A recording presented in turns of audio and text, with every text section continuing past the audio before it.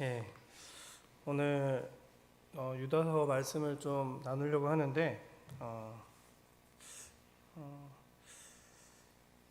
보통 이 유다서 말씀을 좀 이렇게 좀 접하게 되시면 좀 잘 안 보게 되시는 경우가 많은 것 같아요. 저도 사실 그랬고요.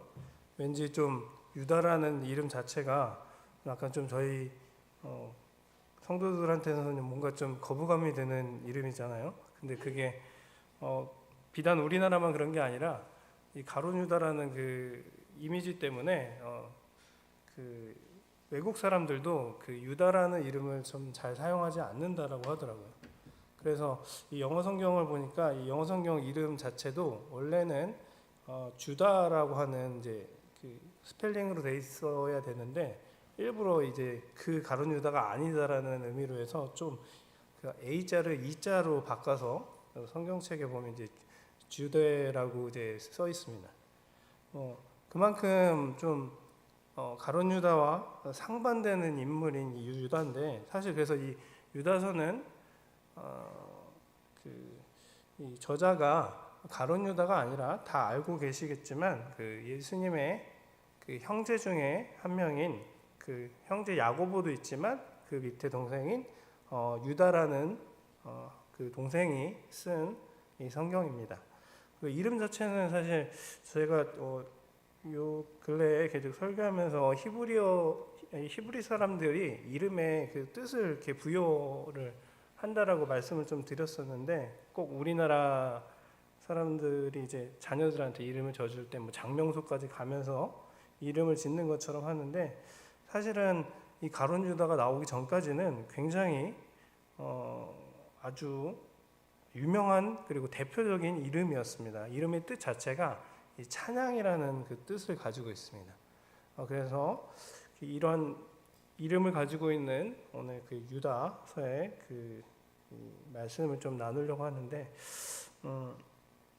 요새 제가 이제 아침마다 그 아들이랑 같이 이게 좀 차를 타고 이제 밖에 나갑니다. 뭐 당연히 이제 아시겠지만 어린이집을 이제 좀 등원을 시키기 위해서 제가 이렇게 나가는데 이 지역은 좀 다른 지역은 어떤지 모르겠는데 등하원 차량이 대부분 없기 때문에 아침마다 좀 데려가는데 좀 요새 둘째가 있다 보니까 좀 급하게 항상 좀 바쁘게 준비를 하다 보면 좀 아들을 태우고 이렇게 바로 운전해서 가다 보면 이렇게 띠띠띠 하고 경고음이 좀 울립니다. 뭔진 아시겠죠? 아마 아주 안전벨트를 안 매면 이제 소리가 나잖아요.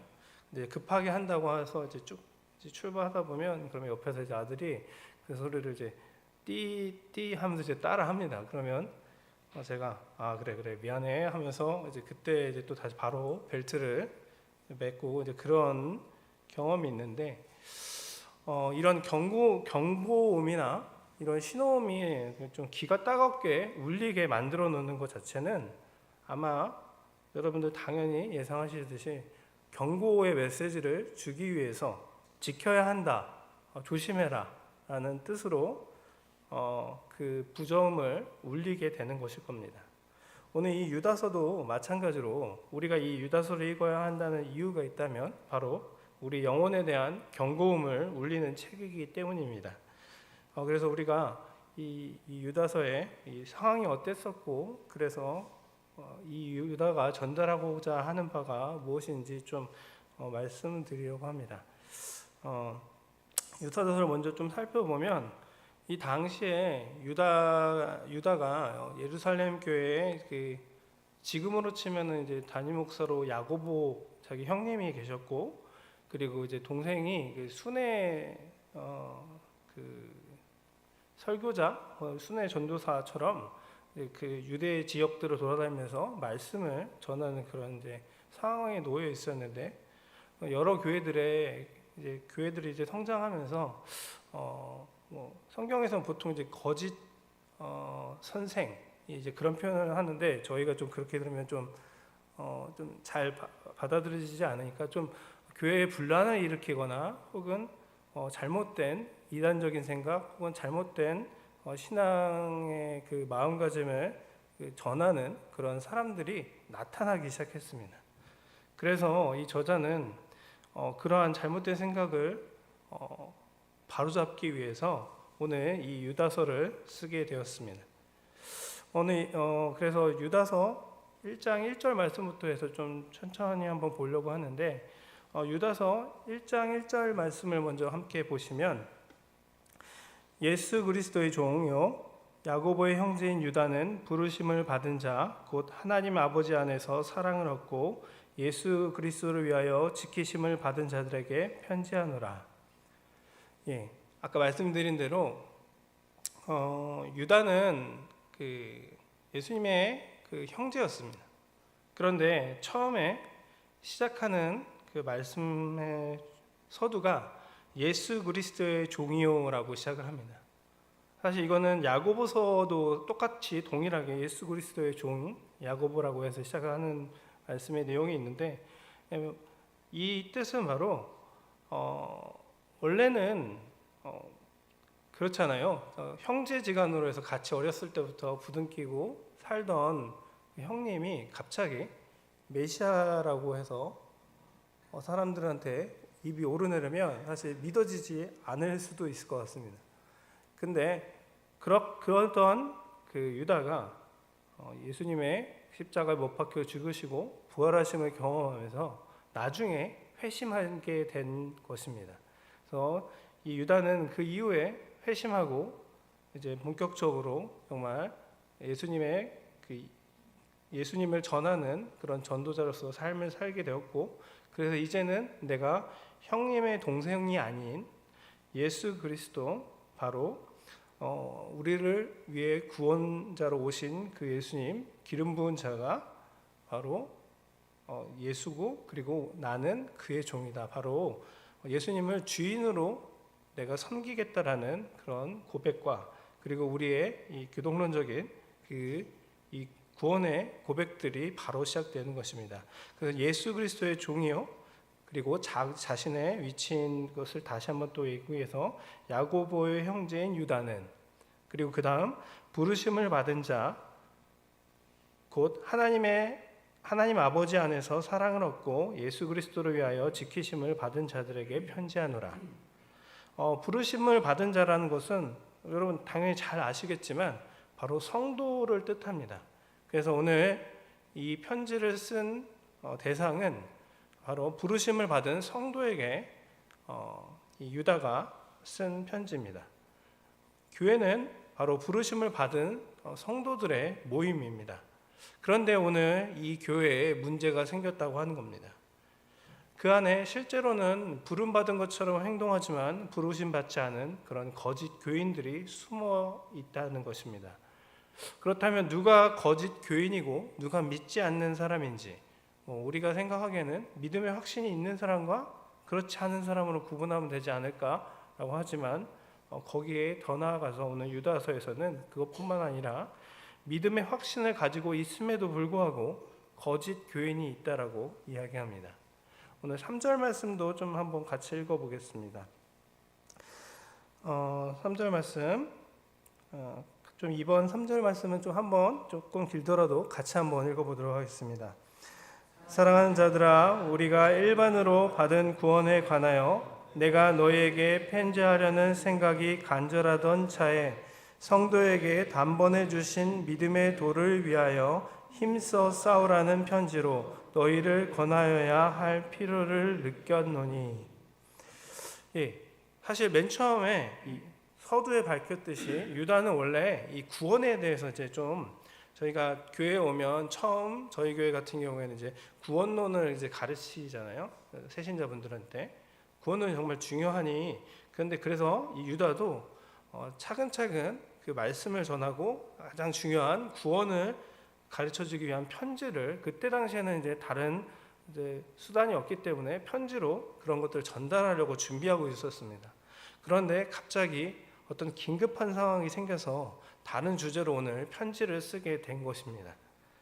바로 구원이 아니라 그 이후에 나오는 믿음을 위하여 힘써 싸우라는 것에 대해서 말해야 할 필요를 느끼게 된 것입니다. 많은 사람이 이 구원을 위해서 우리가 그 구원에 관해서 알기 위해서 믿음을 위해 힘써 싸워야 하는데, 그 힘써 싸워야 하는 것에 대한 생각들을 내려놓고 그것에 대해서 크게 중요하지 생각하지 않고 있는 상황을 바로 오늘 유다는 위험하게 느끼고, 오늘 무엇이 위험하고 또 너희가 어떻게 해야 되는지에 대한 그런 말씀을 전하고 있습니다.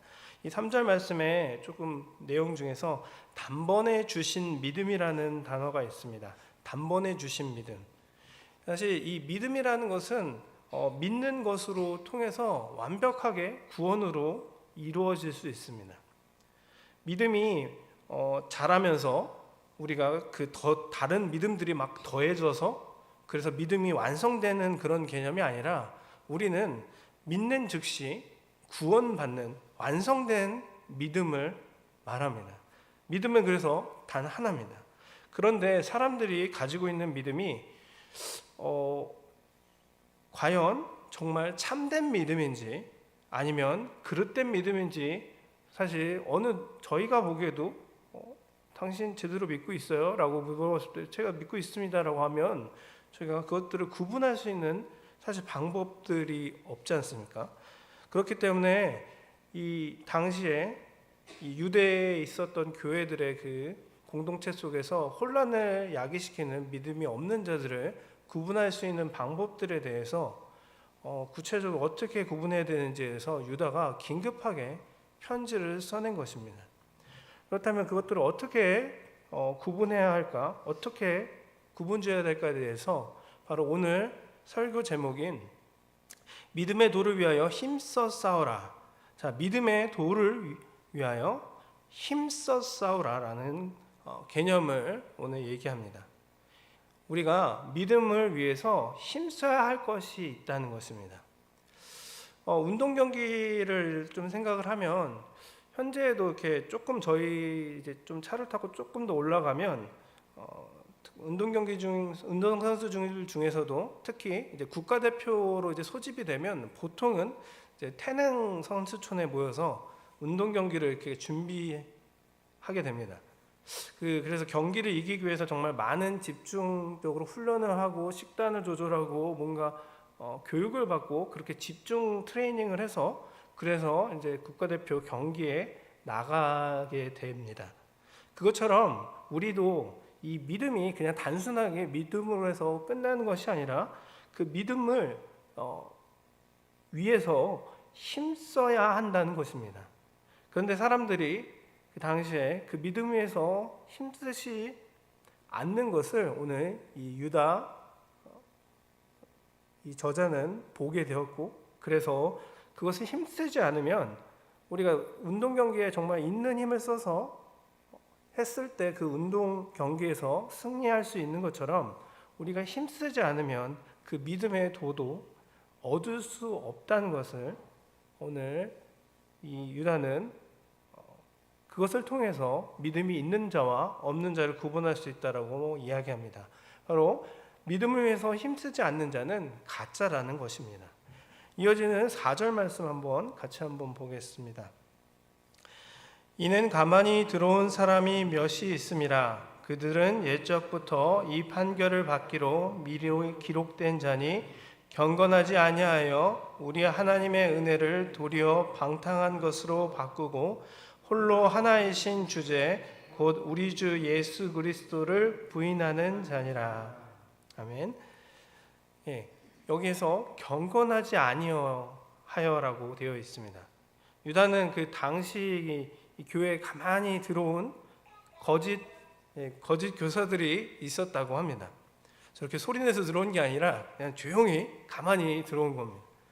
그러나 그들은 분명 경건하지 아니하여라고 말합니다. 우리가 믿음이 없는 자 혹은 이 거짓 교사들을 어떻게 발견하느냐, 또 다른 구체적인 방법은 바로 이 경건에 있습니다.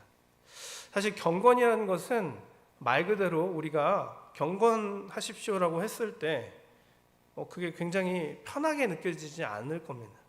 경건은 힘써서 애써야 하는 것입니다. 경건을 좀 더 풀어서 우리 이 교회, 이 기독교 우리 있는 신앙 안에서 이 경건을 풀어보자면 하나님을 경외함에서 나오는 행동이라고 정의할 수 있습니다. 결국에는 우리가 이 경건이라는 것은 하나님을 경외함에서 멈추는 것이 아니라 그 경외함에서 나와서 행동하는 것을 말합니다. 하나님의 경외함으로 내가 해내는 것. 우리가 어떤 것을 하려면 힘을 내야 합니다. 제가 아이를 키우다 보면서 아이가 아주 어렸을 때 엄마 젖이나 혹은 그 이제 젖병을 있는 힘껏 빠는 것들을 좀 보게 됩니다. 몸도 제대로 못 가누는데 어쨌든 그 입으로 그 먹기 위해서 온 힘을 다하는 것들을 보고, 또 최근에는 또 몸을 좀 뒤집기 위해서 어떻게든 몸을 들썩들썩하는 것도 보고, 또 첫째가 걸으려고 일어서서 넘어지고 일어서고 넘어지고 하다가 또 발을 몇 발자국 걷고 하는 그런 몇천 번의 그 행동을 거친 후에 이제 걷기 시작하게 되었습니다. 이렇게 우리 인간들도 어떤 행동을 하려면 정말 있는 힘껏 애를 써야 합니다. 그런데 특히 이 경건의 행동은 우리 인간적인 생각의 그 경건의 우리 인간의 생각과 조금 더 다른 면이 있습니다. 바로 내가 원하는 본능대로 하는 것이 아니라 우리가 하나님을 경외하기 때문에 나오는 행동이라고 했습니다. 그래서 하나님을 경외하기 때문에 더 애써야 한다는 것이 바로 경건의 행동인 것입니다. 그래서 우리가 오늘 이 말씀 중에서 또 보면 하나님의 은혜를 도리어 방탕한 것으로 바꾸고라고 하는 말씀이 있습니다. 이 사람들이 믿음이 내가 있다라고 말하면서 경건 외에 내가 애쓰고 있지만, 하지만 그 사람들이 그 경건에서 내가 애쓰고 있다고 하면서도 하나님의 은혜를 오히려 방탕한 것으로 바꾼다라고 하는 것입니다. 믿음이 있다라고 한다는 것은 있는 힘껏 애를 써서 하나님의 은혜를 믿고 그 은혜 가운데 사는 것입니다. 그런데 여기에서 얘기하는 이 조용히 나타난 이 가만히 들어온 사람들은 그렇지 않고 바로 하나님의 은혜를 내가 입었다라고 하면서 그것을 방탕한 것으로 바꾼다고 했습니다. 그리고 그러나 믿음이 있노라 하면서 경건이 없으면 그것은 방탕한 것입니다. 말 그대로 그래서 그 사람들은 믿음이 있다라고 하지만 그들이 이어지는 경건이 없기 때문에 방탕한 것을 우리가 발견할 수 있는 것입니다. 그래서 그 가만히 들어온 사람들이 하나님의 은혜를 믿는다라고 입에 은혜를 달고 살 수도 있지만, 그들이 말하는 그 믿음과 은혜는 결국에는 그들의 방탕한 것을 눈 감아주기 위한 그런 허울뿐인 그런 증서처럼 사용되는 것입니다. 하지만 경건하지 않으면 그 사람은 결국은 방탕한 사람인 것입니다. 3절 말씀 중에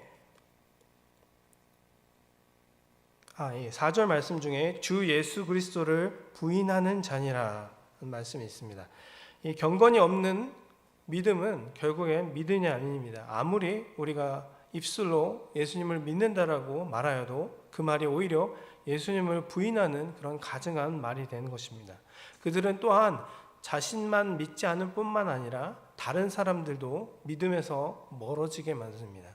그렇기 때문에 이 유다 저자는 오늘 긴급하게 이 유다서를 보내게 된 것입니다. 유다서 5절에서 7절 말씀 또 다시 보겠습니다. 너희가 본래 모든 사실을 알고 있으나 내가 너희로 다시 생각나게 하고자 하노라. 주께서 백성을 애굽에서 구원하여 내시고 후에 믿지 아니한 자들을 멸하셨으며 또 자기 지위를 지키지 아니하고 자기 처소를 떠난 천사들을 큰 날의 심판까지 영원한 결박으로 흑암에 가두셨으며 소돔과 고모라와 그 이웃 도시들을 그들과 같은 행동으로 음란하며 다른 육체를 따라 가다가 영원한 불의 형벌을 받음으로 거울이 되었느니라.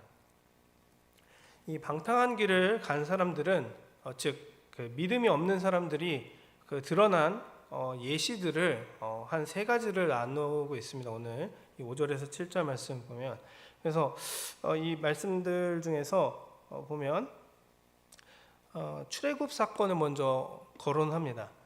우리가 우리도 잘 알고 있지만 당시 그 유대 사람들이 가장 잘 알고 있을 법한 내용들 세 가지를 오늘 추려서 유다가 작성한 것인데, 먼저 출애굽 사건 내용의 그 말씀을 보면 5절 말씀에 주께서 백성을 애굽에게 구원하여 내시고 후에 믿지 않는 자들을 멸하셨으며, 애굽에서 바로 그 나오게 엑소더스 하게 하고, 그리고 홍해를 가르고, 또한 광야에서 배고플 때 만나와 매출하게 하고, 그리고 구름 기둥과 불 기둥을 모두 보았지만 그 중에서 모든 사람이 구원받은 것이 아니었습니다. 결국에는 그 가운데 믿음이 없는 자도 있었지만 그들의 구원받은 것 같았지만 결국은 그들은 광야에서 망했다는 것입니다. 그리고 두 번째로 천사를 언급합니다. 자기 초소를 떠난 천사들을 큰 날의 심판까지 영원한 결박으로 흑암에 가두셨으며, 결국에 이 천사라는 우리랑은 전혀 다른 존재라 할지라도 그 사람들이 경건의 자리, 자신의 자리를 떠난다면 그들도 심판받는다는 것입니다. 그리고 소돔 고모라 그 땅에 있었던 그 주변에 있는 이방인들, 그들은 아예 신앙인도 아니지만 결국엔 그래서 같은 운명으로 멸망한다는 것, 결국엔 믿음이 없는 모든 것들은 다 멸망하고 경건의 모습이 없으면 심판받는다는 것입니다. 유다서 8절 말씀도 보겠습니다. 그런데 꿈꾸는 이 사람들도 그와 같이 육체를 더럽히며 권위를 업신여기며 영광을 비방하는도다. 근데 또 다른 거짓 교사들이 한 부류가 또 나타났다라고 또 소개를 하고 있습니다. 이번에는 꿈꾸는 자들이라고 소개를 합니다. 꿈꾸는 자들을 좀 말씀을 조금 더 풀어서 얘기를 하면, 하나님의 말씀을 기준 삼는 것이 아니라 자신의 생각대로 어떤 길들을, 자기가 환상을 보았다, 자기가 꿈을 꾸었다, 내가 이것이 옳은 길이다라고 주장하는 그런 사람들이 있습니다. 그런 사람들이 말씀보다는 자신의 생각에, 자신의 멋대로 길을 정하려고 하는 사람이 나타났다는 것입니다. 이런 사람들은 육체를 더럽히며, 그들은 순결한 경건의 길이 아니라 탐욕과 그리고 자신의 욕망의 길을 걸어간다는 것입니다. 또한 권위를 업신여기며, 바로 예수님을 주임 삼는 그런 절대 권위와 교회의 권위를 조롱하고, 오직 자기 자신의 생각과 마음이 권위를 갖는 것처럼 영광을 비방하는도다. 이 사람들은 결국엔 그 하나님의 일을 함부로 말하고 땅의 일처럼 자신의 생각대로 이 교회의 일들을 판단한다는 것입니다. 유다서 9절에서 10절 말씀, 천사장 미가엘이 모세의 시체에 관하여 마귀와 다투어 변론할 때에 감히 비방하는 판결을 내리지 못하고 다만 말하되 주께서 너를 꾸짖으시기를 원하노라 하였거늘 이 사람들은 무엇이든지 그 알지 못하는 것을 비방하는도다. 또 그들은 이성 없는 짐승같이 본능으로 아는 그것으로 멸망하느니라. 이 함부로 비방하는 것이 그렇게 가벼운 일이 아닌 것을 오늘 천사장 미가엘을 통해서 오늘 예시하고 있는데, 천사장 미가엘조차도 자신들이 비방하기보다는 다만 하나님께서 꾸짖어 주실 것을 얘기하는 예시를 하면서, 하지만 이 사람들의 특징은 무엇이든지 그 알지 못하는 것을 비방하는 그 본능대로 행동한다라고 하고 있습니다. 유다서 11절 말씀, 화 있을진저 이 사람들이여 가인의 길에 행하였으며 삭슬 위하여 발람의 어그러진 길로 몰려갔으며 고라의 폐역을 따라 멸망을 받았도다. 이 꿈꾸는 자들을 다시 그 세 명의 구약의 인물을 통해서 이 꿈꾸는 자들이 어떤지 설명을 합니다. 먼저 가인의 길에 행했다고 했는데, 가인은 자신의 감정대로 행동해서 결국엔 최초의 살인자가 됐습니다. 그리고 발람은 삭슬 위해서 자신의 그 욕심을 위해서 거짓의 길을 갔고, 그리고 고라는 물질에 대한 탐욕으로 인해서 멸망했습니다. 결국 이 세 사람들의 예를 들면서 12절에서 13절에 그 6가지 비유로 이 사람들의 그 결국의 결말을 어떻게 될 것인지를 설명하고 있습니다. 12절, 13절, 그들은 기탄 없이 너희와 함께 먹으니 너희의 예찬의 암초요 자기 몸만 기르는 목자요 바람에 불려가는 물 없는 구름이요 죽고 또 죽어 뿌리까지 뽑힌 열매 없는 가을나무요 자기 수치의 거품을 뿜는 바다의 거친 물결이요 영원히 예비된 캄캄한 흑암으로 돌아갈 유리하는 별들이라. 이 말씀대로 이 애찬의 암초, 우리가 믿음을 가진 것처럼 보이지만 믿음이 없기 때문에 이 신앙 공동체를 망가뜨리고 자기 몸만 기르는 목자, 다른 사람들을 돌볼 줄 모르고 물 없는 구름, 겉모습만 그럴듯하고 열매 없는 가을나무, 오랫동안 교회를 다녀도 열매가 없고 자신조차도 구원의 열매가 없는 사람을 얘기합니다. 또한 바다의 거친 물결, 혼돈은 말하고 또한 예비된 캄캄한 흑암으로 돌아가 유리하는 별들, 이것은 바로 지옥을 상징하는데 그들이 결국엔 그 껌껌한 곳에서 별처럼 빛나 보일 수 있지만 결국엔 그들은 길 잃은 별, 지옥에만 예비되어 있을 뿐이라는 이야기를 하고 있습니다. 그러면서 14절, 15절 말씀을 보면 에녹의 이야기를 들면서 얘기를 하고 있는데 제가 14절, 15절 한번 읽어보겠습니다. 아담의 칠대손 에녹이 이 사람들에 대하여 예언하여 이르되 보라 주께서 그 수만의 거룩한 자와 함께 임하셨나니 이는 무사람을 심판하사 모든 경건하지 않은 자가 경건하지 않게 행한 모든 경건하지 않은 일과 또 경건하지 않은 죄인들이 주를 거슬러 한 모든 완악한 말로 말미암아 그들을 정죄하려 하심이라 하였느니라. 네. 결국엔 경건하지 않은 모든 행동을 심판하신다는 것입니다. 경건은 영광이고 경건하지 않은 것은 심판, 비참한 것에 처한다는 것입니다. 그러면서 16절 이 사람들은 원망하는 자며 불만을 토하는 자며 그 정욕대로 행하는 자라 그 입으로 자랑하는 말을 하며 이익을 위하여 아첨하느니라. 결국 이 경건하지 않은 행동들이 어떤 식으로 나타나냐라고 했을 때 바로 오늘 이 말씀에 나온 대로 행동 중에서 가장 많은 행동을 보여주는 게 말이잖아요. 그래서 먼저 원망하는 자가 되고 또한 불만을 토하는 자가 되고 그리고 정욕대로 행하는 자 그리고 자랑하는 그리고 또한 아첨하는 그런 모습들을 보이게 된다는 것입니다. 이렇게 경건하지 않은 사람들은 결국엔 믿음이 없는 사람들입니다. 우리가 믿음의 도를 위해서 힘써 싸우기 위해서는 바로 이 경건의 모습이 있는지 없는지 먼저 판단해야 합니다. 만약 그 사람들이 내가 믿음이 있다라고 말한다고 한다면 아마 그 사람들은 그 은혜를 방탕으로 바꿔서 표현하는 사람일 것입니다. 은혜를 경험했다라고 하지만 실제로 그 사람이 은혜 안에 살고 있지 않다면 말입니다.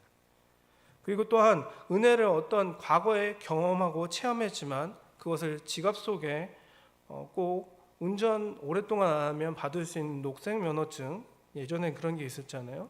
그런 것처럼 지갑 속에 그냥 고이 간직하고 그러면서 내가 은혜 받고 내가 경건하게 살고 있다라고 착각하는 사람일 것입니다.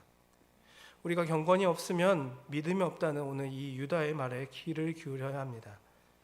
그러면서 이 17절에서 23절 말씀에 이 믿음의 도를 위해서 힘써 싸울 수 있는 그러면 너희들이 어떻게 구체적으로 행동해야 되고 너희가 어떻게 판단해야 되냐라는 말씀이 나옵니다. 17절 말씀부터 18절 말씀까지 좀 함께 보겠습니다. 사랑하는 자들아 너희는 우리 주 예수 그리스도의 사도들이 미리 한 말을 기억하라. 신앙인들에게 예수 그리스도를 오늘 18절 그들이 너희에게 말하기를 마지막 때에 자기의 경건하지 않은 정욕대로 행하며 조롱하는 자들이 있으리라 하였나니. 오늘 이 말씀대로 사도들이 먼저 자신들이 경험한 바를 너희들이 기억하라라고 말씀하면서 이제 권면합니다. 먼저 너희들한테 너희가 믿음의 도를 위해서 힘쓸 때 분명히 너희를 조롱하는 자가 나타날 거라고 얘기합니다. 말씀에 따라서 살려고 경건의 모습을 지키기 위해서 애쓰는 사람을 분명 조롱하는 자들이 나타날 것이라고, 그것들이 사실 과거에 그 사도들 자기들도 그런 조롱을 당했다라고 너희가 기억하라라고 얘기합니다. 경건의 길을 가는 사람들을 우리가 부러워하고 존경해야 하는데 이런 꿈꾸는 자와 그리고 가만히 들어온 자들은 조롱하고 그리고 파퇴하는 데 있다는 것입니다. 경건하지 않은 대로 정욕대로 또한 행한다라고 했고, 또한 이들이 결국에 서두의 말씀에 말한 대로 이 경건은 하나님을 경외함에 의해서 나타나는 행동인데, 이 사람들이 반대로 그 경건에 대한 모습을 붙잡고 조롱하고 할 수 없게 만든다는 것입니다.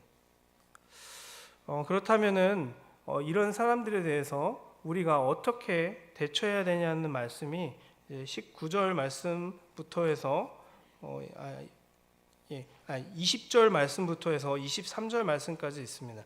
20절 말씀부터 23절 말씀까지는 좀 한번 같이 좀 읽어보도록 하겠습니다. 사랑하는 자들아, 너희는 너희의 지극히 거룩한 믿음 위에 자신을 세우며 성령으로 기도하며 하나님의 사랑 안에서 자신을 지키며 영생에 이르도록 우리 주 예수 그리스도의 긍휼을 기다리라. 어떤 의심하는 자들을 긍휼히 여기라.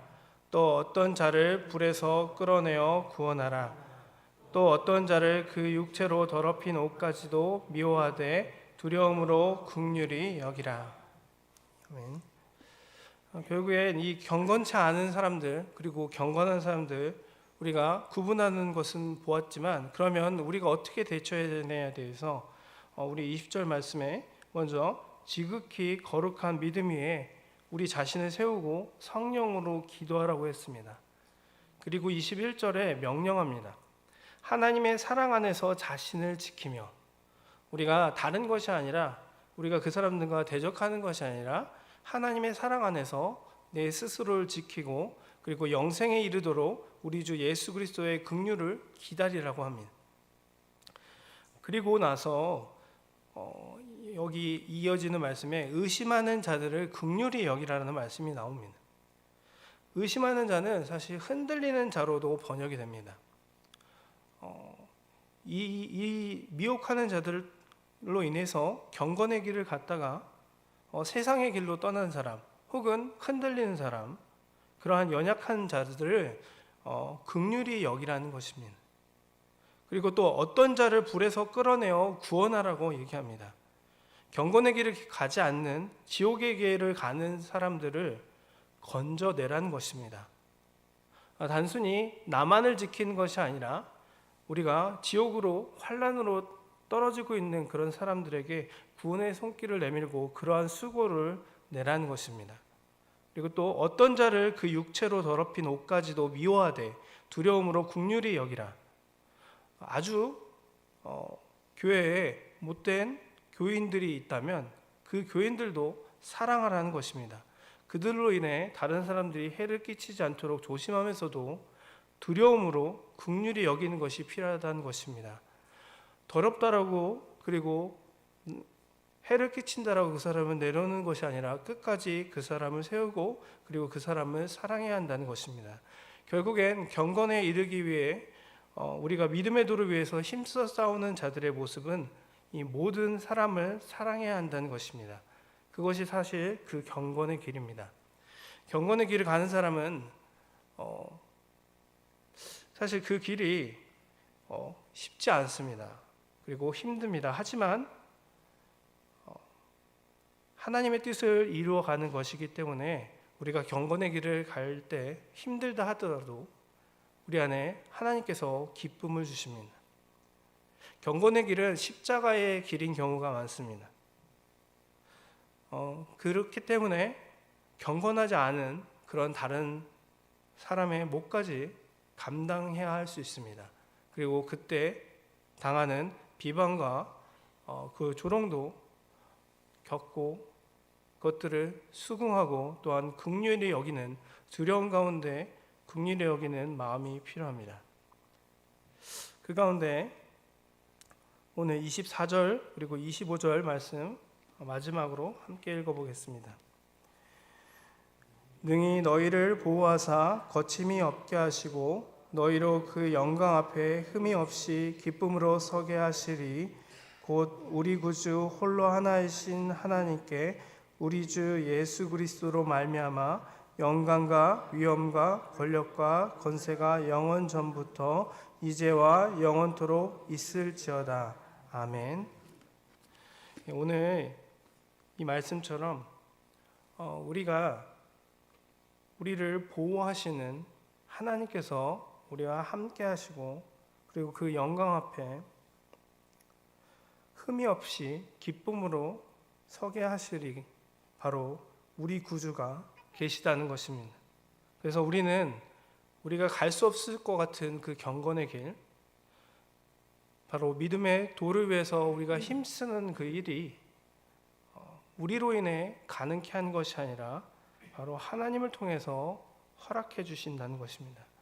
그렇게 우리는 이 믿음의 도를 위해 경건의 삶을 살아야 합니다.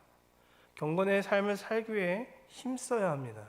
그 가운데 경건하지 않은 자들도 다시금 경건의 모습으로 돌이킬 수 있고, 또한 그 가운데 우리 부르심을 받은 이 교회의 성도 공동체가 주님 안에 아름다운 하나님의 영광을 돌리는 지체로 쓰임받게 될 것입니다. 오늘 이 유다서 말씀을 좀 기억하시면서 언제든 우리에게 어려움이 닥치게 됐을 때 가장 먼저 우리가 믿음의 정진을 위해, 믿음의 도를 지키기 위해 힘써서 경건에 힘쓰는 여러분 되시기 바랍니다. 기도하겠습니다.